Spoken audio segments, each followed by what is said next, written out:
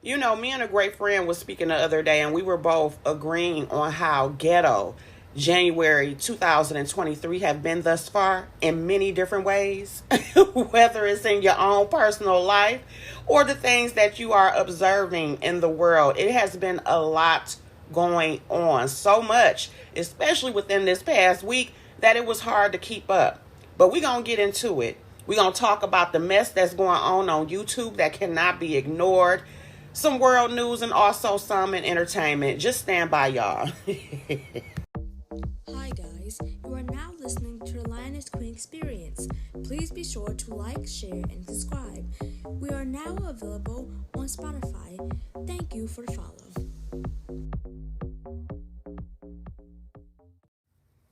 So I'll begin this episode off with a new segment that I came up with, and it is called Let's Get to the Damn Point News, and that is where I run through a few news stories very quickly. The first one will be about Bank of America. A lot of customers woke up the other morning, and they were very pissed because when they went to try and look at their account, check their accounts to see what was going on with their money, a lot of them found that not only were large sums of money missing, but that some of them were actually in the negative.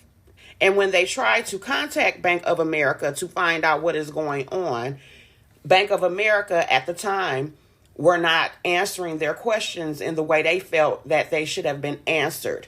What ended up happening was, according to Bank of America, they pretty much threw the blame on Zelle. And they said that deposits that were made in between January the 14th to the 17th were either delayed or were not made at all. And that is the reason why customers were waking up to finding missing money. But to me, that doesn't make any sense because at the end of the day, everybody did not have a Zelle coming in. Okay. They had a certain amount, woke up, and the amount was gone. One lady reported that she woke up and her account was in the negative $815. So that is what is going on. They have also been going to Bank of America. There are several TikTok videos to where you can hear people actually going into the bank and confronting the customers. Another person here is also missing money. So we're trying to see what's going on. Money's missing today, and we need our money. And they're already telling us to call customer service. And customer service ain't doing nothing about it. So just a heads up, if anybody's experiencing this, please let us know because this is not right. I'm missing $1,400 from my account, and they're telling me that there's no way they can help us. This guy's missing money too. This other person is missing money too. And you missing money too? There you go. So this is not something that's just one person. This is everybody's happening to them. And this is crazy. This is very crazy. Yes, Bank of America decided to take people's money without their consent. And we're asking what's going on, and they're giving us a runaround. Everybody for the same thing, man. The same thing. And this particular TikTok video has received already 2.5 million views. It just makes you think about some of your elders and the reason why a lot of them did not trust banks. A lot of people back in the day would have their money under their mattress or in a shoebox. So that is what's going on with Bank of America. Second story is about Alec Baldwin, the actor. He is now being charged with 2 counts of involuntary manslaughter for an unfortunate incident that happened on the set of the movie Rust. He is accused of killing cinematographer Helena Hutchins and injuring a director, Joel Sousa. This took place in October of 2021. Legal experts are saying that the reason why these charges were brought up is because of some crucial mistakes that Alec Baldwin made after the shooting happened on the set.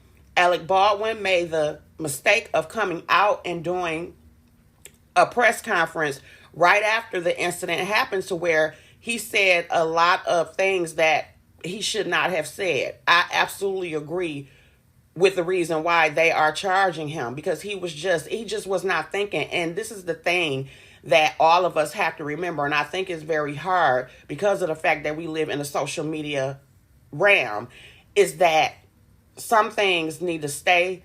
And that is when you are involved in a case, whether you are innocent or guilty, whether the case is big or small, shut the hell up. Let your lawyers handle it. Let your PR handle it, especially if you are a celebrity and you have the money to have these people on board. Shut up. Also, another mistake that legal experts are saying that he made was that he said that he did not pull the trigger. And the gun experts are saying, yes, you did. The gun that you actually used, even though it was supposed to be a prop, the gun is not able to be shot without actually pulling the trigger. So they are accusing him of lying about that. So I don't know exactly what's going to happen with it, but I will say that I am not surprised that he is being charged. Another story we're going to talk about really fast is about two former Luzerne County, Pennsylvania judges who received lengthy prison sentences for sending thousands of kids as young as 8 years old to for-profit jails in exchange for kickbacks. Some of the children were ordered to jail for minor infractions like jaywalking and truancy. Thankfully, the Pennsylvania Supreme Court has thrown out 4,000 of the juvenile convictions, and recently the two ex-judges were ordered to pay $200 million to the victims. However, no amount of money can undo the immense harm and traumatizing actions of these judges. This is via Attorney Crump on IG. I think that is very sad. It also is another example of something that we do not speak about enough, and that is the prison to school pipeline. It is a very real thing. I spoke about it on my channel a few years ago, and this is what they are doing to our children. And I can guarantee that the majority of them children were black. The last story that we're going to talk about is within the reality TV realm. Todd Chrisley and his wife Julie Chrisley are officially behind bars. They had to turn themselves in this past Tuesday to federal prisons. They were both sentenced with a combined 19 years for fraud and tax evasion. Todd will serve a 12-year sentence at the federal prison camp in Pensacola, Florida. His wife is set to spend the next 7 years at Federal Correction Institute, Mariana, just 2 hours away.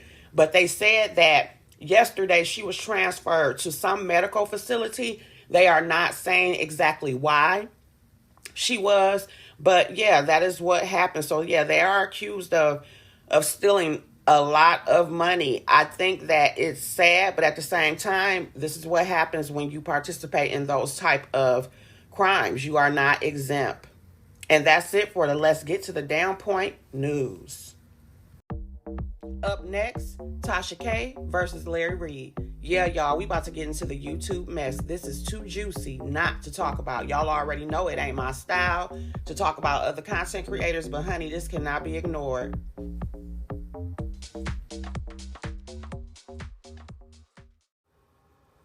Okay, so the topic that we're going to talk about, I feel like is a very sensitive issue. So I want to make it clear that before I make my commentary on it, I know exactly how serious allegations like these are. I do not take it lightly whatsoever.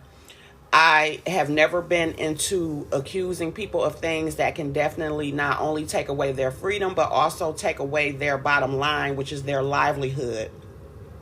However, in this situation, it's out in the public. It has been out in the public for a while, and I'm just going to go ahead and give my opinion and talk about it. So we have Tasha K and Larry Reid. They're going back and forth, and I believe that Tasha and Larry, they fell out in September of last year. That's how it came out to us. They may have fallen out even before that time, because Tasha had been kind of throwing shots towards Larry Reid way for a while. A lot of us were noticing it. Some people were even pulling Larry's coattail, letting them know, like, look, we think she's coming for you. But for whatever reason, Larry was ignoring it, and that's how that went. From what I understand from Larry's point of view, I believe he is saying that Tasha was mad at him because of some business deal that she wanted to be involved with him in, and he decided not to go into the business with her. And then people are also saying that she is mad because of the lawyer that they share, which is Olga. Something happened with something to where Larry basically burst Tasha's bubble and let her know that what Olga had told her was not the truth, that Olga pretty much withheld some sort of information away from her because Olga did not trust Tasha. So it was a whole mess when it came to that, okay? But either way, whatever the hell Tasha feel like Larry done did, it done pissed her off enough to go ahead and come after him and produce this multi-episode thing of an accuser of Larry Reid's who goes by Levantre. Now, this is not the first time that we have heard these allegations of Larry being accused of being inappropriate with boys. Okay? Now, this particular victim, I believe he is now in his 30s. He is married. He accuses Larry of being inappropriate with him, violating him when he was about 14, 15 years old. Okay? Tasha did a part 1 interview. I did go ahead and watch it. And my opinion of the interview was this. It was 2 hours and something long. The first hour, she could have tossed that shit on the cutting room floor. I get that she was trying to get a background of his life and how he grew up and everything. But a lot of it to me was very unnecessary. I feel like Tasha included herself within the story. And it was like we could have went without all that. I feel like that segment could have been cut down to maybe 20 minutes at the most. It did not need to be an hour and something long. So it wasn't until hour 2 that we started to get exactly how he met Larry, the different incidents in which he accused Larry of. It was interesting. He was believable. But was there any bombshell evidence presented? No. At this time, it's basically his word against Larry's. Okay? So, let's jump to Larry Reid.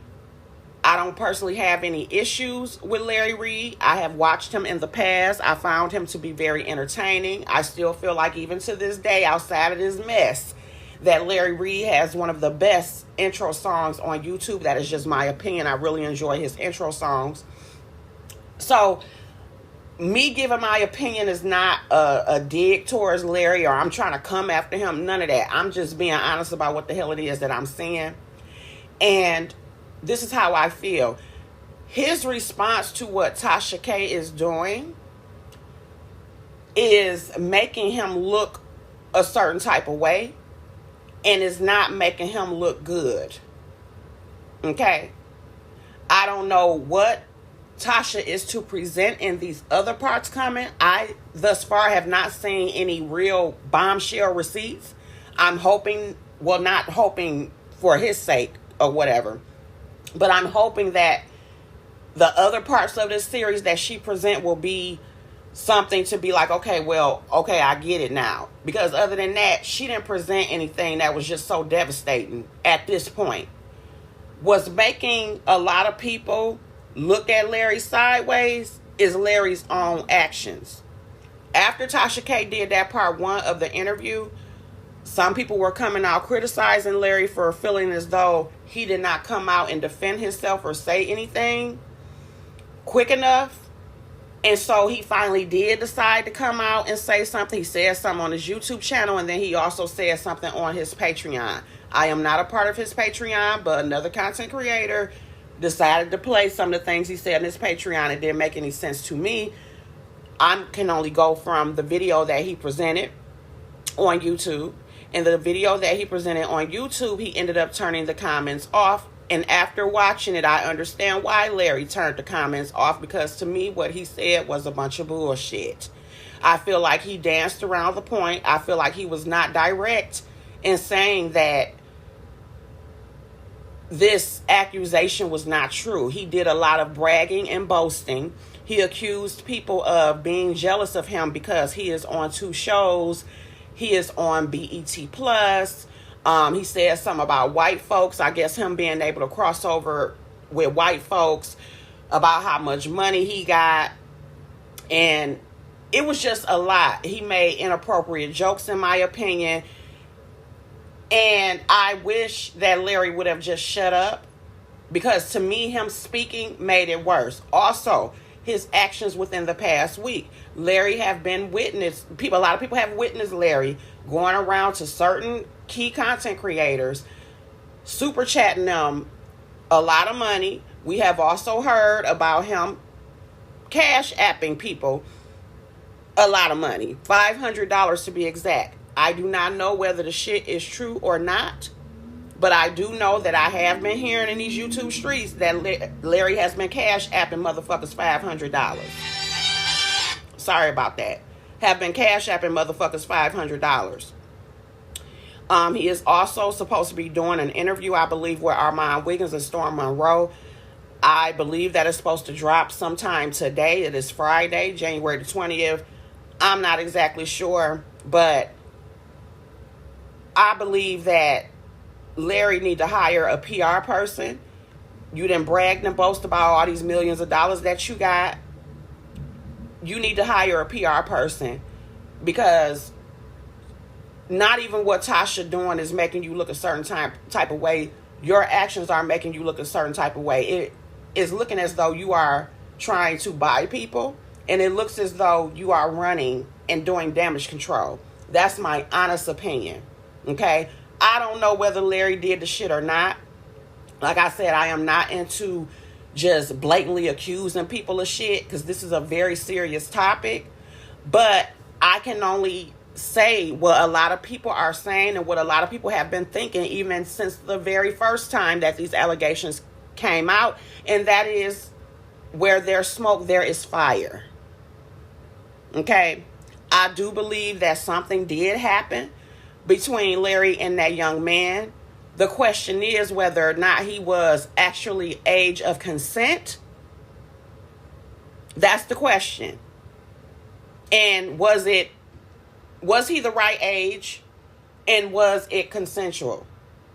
I think that's the two biggest questions. I do not know. In regards to Larry's sexuality, I could care less about that. I have my opinions just like everybody else, but I don't care about that. That's not what this is about. But I'm not going to discount this young man either. I'm going to let y'all know in advance, because there's so much going on with this situation, I'm not going to have 8,000 videos on Larry Reid. Okay? I'll probably have maybe one or two more, because I'm definitely going to watch and see exactly what happens with what moves Tasha going to make next, and then what Larry going to do next. I'm going to be watching like everybody else. But yes, as far as I'm concerned, I don't know whether he did it, but the way Larry is moving, it makes it to where you kind of question, like, well, did he really do it? Is something that he trying to hide? Because it feels like Larry is trying to hide something. The way he's moving is not making any sense.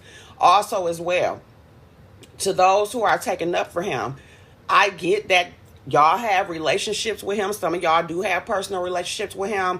Some of y'all have been watching him and y'all feel like he's not guilty. I totally respect and understand that. However, never take out of your mind that you were not there. None of us were there when this situation happened years ago. So it's nothing wrong with standing up for somebody you believe in, for someone you feel like that is your friend. But I believe a lot of y'all are going exactly too damn far. And I believe that it's a possibility that some of y'all are being used as a pawn. That's just how I feel about that. Okay? You can love someone, but at the end of the day, all of us are human, and we only know certain things concerning each other. Even if you did know Larry around that time, you were not in the actual space where this shit took place. So I think that a lot of y'all should consider that, and it should not get to the point to where you are attacking other folks because they do not agree with you. Okay? So I'm going to sit around like everybody else and see exactly what the hell happens. But these type of allegations are very serious. There is an issue within the church community of religious leaders being overlooked or not believed that they are capable of this type of behavior. Okay? There's a lot of bad things that happen that are overlooked because of what a title someone has. It's as if people have a habit of putting these leaders into the position of God, even though these people are supposed to be the representations or the mouthpieces of spreading the word. A lot of people will get so caught up in the image that they will actually start to treat this person like they are actual God and forget about the fact that these people are just as flawed, just as human. They bleed just like us. Okay? And also, too, some people are speaking about, okay, if he was young, it's consensual, whatever. To me, that's a bunch of bullshit. Whether it's a male child or a female child, okay? When children are introduced into sexual acts too early, it does something not only to them physically, but it does something to them mentally. And that is one of the many reasons why we have a lot of adults walking around who are mentally fucked up or have a just crazy outlook on life now, is because of the fact they were introduced and violated by sex too damn early. They were groomed. Yes, people can be groomed and manipulated. It happens. So it is not to be taken lightly whatsoever. And that's my opinion about it. So we'll see, guys. But right now, it's up in the air for me. You know, I pray that it is resolved. If Levante is telling the truth, I pray that he is able to receive peace. If Larry is telling the truth, I pray that he is able to receive peace and be exonerated of these allegations, because it ain't no joke. Because at the end of the day, his reputation is already affected. And if he really did not do this, that would be a whole shame. But again, where there's smoke, there's fire. And Larry, the way you moving is not looking good. And it's just some of us that's going to be real and tell you that.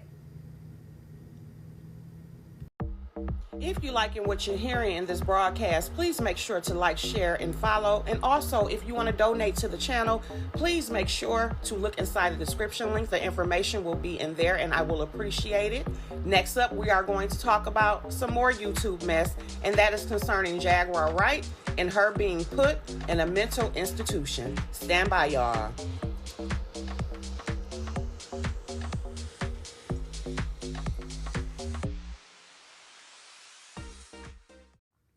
So there was an incident that took place this past weekend between Jaguar Wright and her husband, who goes by Goomba Head, I believe, and another young man who is an ex-member of Carbon Nation, Nature Boy, all that bullshit.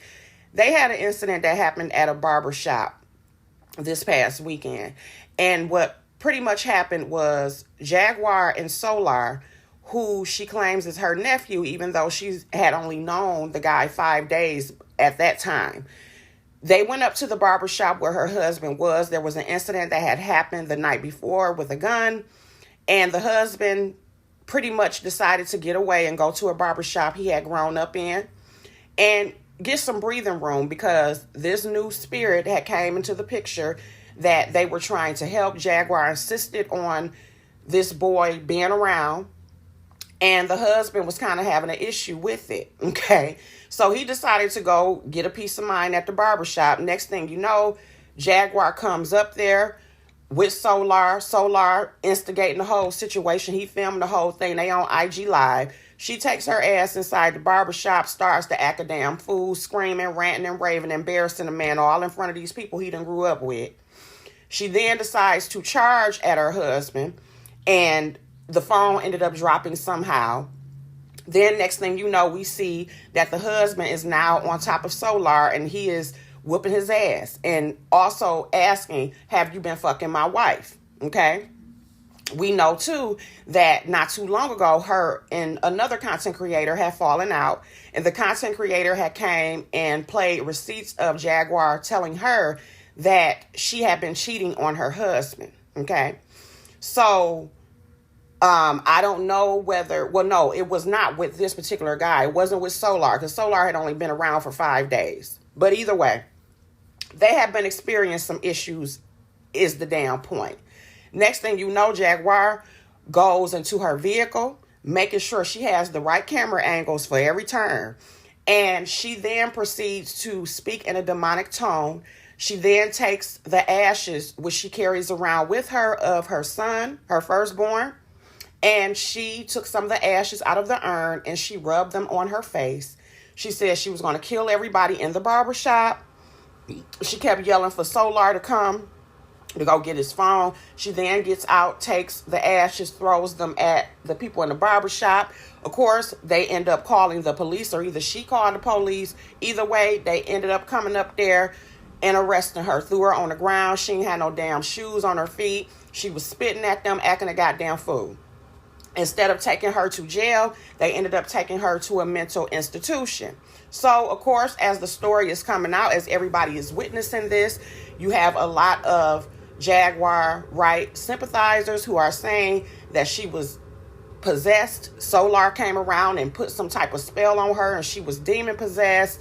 They are treating her wrong. This is a whole setup from Jay-Z and Beyonce. They didn't sent Solar to her. They didn't set her up. The police shouldn't have did her the way they did her. All this bullshit that I'm hearing, okay? Instead of looking at the fact that Jaguar is the one who went up to the barbershop. She the one went up there acting a goddamn fool, but everybody want to ignore that. Now, Jaguar is a very talented singer. Extremely talented. But she is very troubled. I do believe that Jaguar has some form of a mental illness or personality disorder. I do believe her when she says that she has experienced some bad things within the music industry. We are all aware of the things that happen. Very weird and crazy within that industry. Some of the stories that Jaguar have come out with, I believe them. Majority of them, I do not. Because I sat there and I thought to myself, how could one person, just one person, be at all these incidents, witness all these incidents and all this crazy stuff that have happened? But because of the fact that Jaguar is very intelligent and she is a great speaker as well, she can be very believable in the things that she is saying. But I do believe that the reason why Jaguar has not gotten as far as she deserves to be is because of her behavior. I feel like Jaguar has had an issue for a very long time. I believe that a lot of people do not want to work with her because, number one, they don't know exactly what they're going to get. Nobody wants to work with someone who does not know how to fucking act. They don't want to put money into somebody that don't know how to fucking act. Also, as well, the whole exposing thing.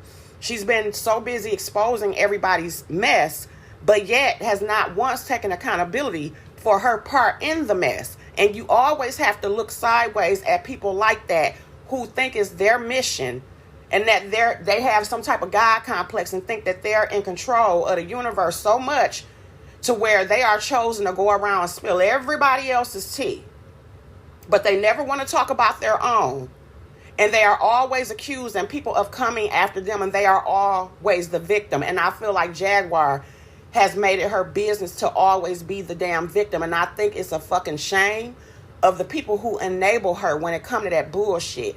Because at the end of the day, again, she is very talented. And I wish that she would have the capacity to focus on her fucking talent, her excellent fucking voice. When Jaguar sing, even after everything, when she sing, it sends chills through your body. Beautiful fucking voice. But yet, you choose to live this life. And it's nobody's fault but yours. Also, I'm going to say this, and a lot of people may not agree with it. From what I seen within that video, to me, even though I do feel like she is mentally disturbed, Jaguar is also severely manipulative, and I think that shit was a whole goddamn act. I'm going to be real with you. I think this was a love triangle gone wrong. If she had not already fucked Solar, I think she was planning on it. And the husband was starting to kind of get clues that, wait a minute, something ain't right. And maybe he is in denial because he's out now, speaking about the fact that they're going to work on their marriage and wasn't nothing going on between her and Solar. But it's just a lot of stuff that's going on. Because my thing with him is, you the man in this situation. How the hell did you even allow this nigga around y'all like that? Jaguar is calling Tokyo Tony from the damn mental institution that she in. And from what I understand, she went to court yesterday and she was going to try to get out, but they told her that she can't leave yet. But either way, she's making calls to Tokyo Tony, and she's pretty much saying that she has adopted Solar, and she is not going to stop I guess, being around him, and the husband is on the other hand saying, yes, you are not going to be around us. It's the dynamic is very weird. I believe that this was simply a love triangle going wrong.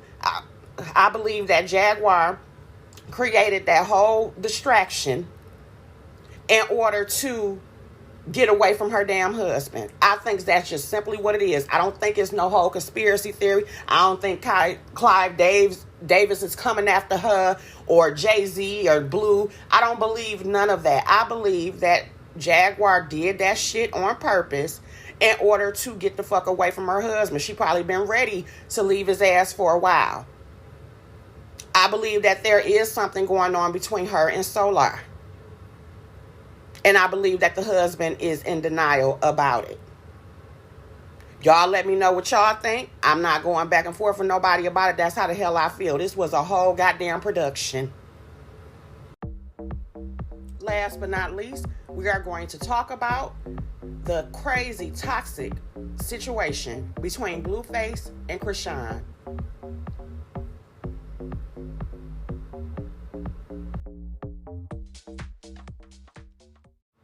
I'm going to start this particular segment off by saying this. I am so fucking sick of seeing all of the things concerning BlueFace and Chrisean. I'm tired of it. I'm tired of both of them. Throw both of them away in the damn trash. Okay? Because I'm sick of it. I'm sick of the damn Twitter. I'm sick of the clips of the damn show, which I have not watched yet. Because I will not spend my money on that bullshit, because I think it's just extremely over-the-top toxic. I'm just sick of them, period. And I had watched a podcast that they were on yesterday that ended up going viral. And they were on the No Jumper platform interviewing with Sharp. I like Sharp. Sharp was actually introduced to us on Soft White Underbelly. He was a former pimp. People were so impressed by the way that he spoke and his story that he ended up getting an opportunity to have his own podcast, which I also follow. And then he does things on the No Jumper channel. I really like Sharp, and I want to start this off by saying that I appreciate the way that Sharp handled the situation that ended up going down, okay? But either way, BlueFace and Chrisean comes to the podcast with Sharp and some other young lady that works with Blue that knows both of them. And the interview started off very awkward, and it was due to Chrisean. Chrisean looked like she had been crying. She was in a bad mood. And Sharp was pretty much trying to warm up to her, get her to warm up, get her to loosen up. You will also notice within the episode that after the incident that I'm about to talk about happened, Sharp said that before the cameras went on, that even though Chrisean had been emotional or crying, that she was in a better mood. As soon as the cameras came on, that is when we got the bullshit that we ended up seeing.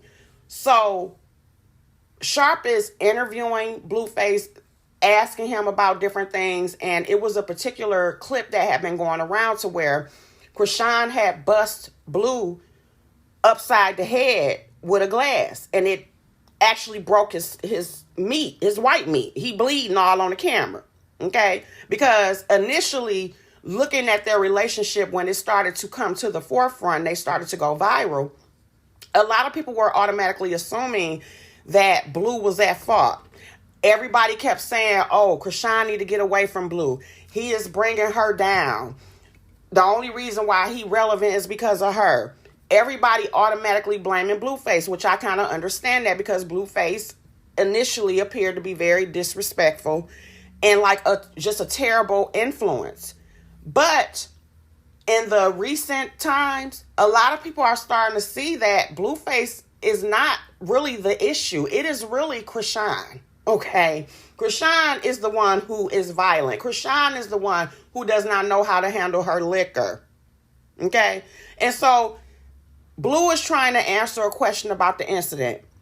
Chrisean is whining in that whining ass voice that irritates the fuck out of me, because if you look at clips of Chrisean before she ever met a damn BlueFace. She looked different. She looked much healthier. She spoke better. This whining ass bullshit, can't fucking stand it. But either way, Sharp trying to interview these two. Chrisean is the one who changes the energy. She trying to argue with BlueFace about her not liking the questions that are being asked. She's arguing with him about him trying to speak for her. BlueFace is trying everything in his power to calm her down, to just tell her, like, look, let me talk, let's get through this interview. She's constantly arguing with him. She's all up on him, threatening to walk off. And she was just doing the absolute fucking most. Next thing you know, she gets up because she's trying to get some damn Hennessy.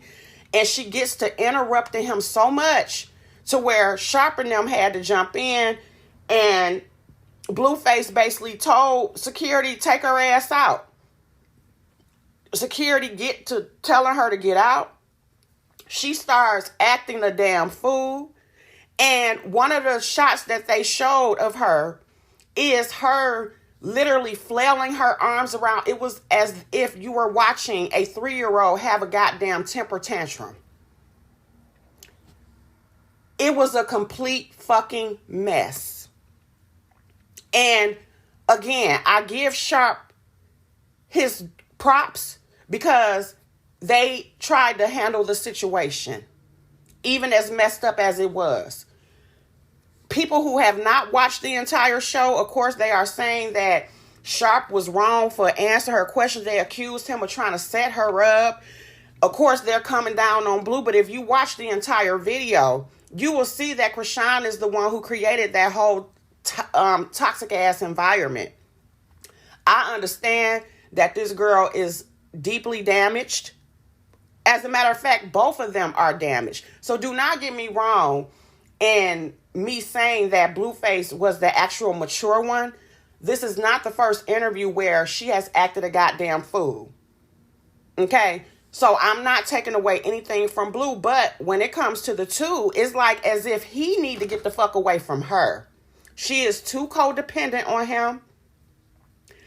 And this woman just has a shitload of problems that he's not going to be able to save, that nobody is going to be able to save until she decides to get help.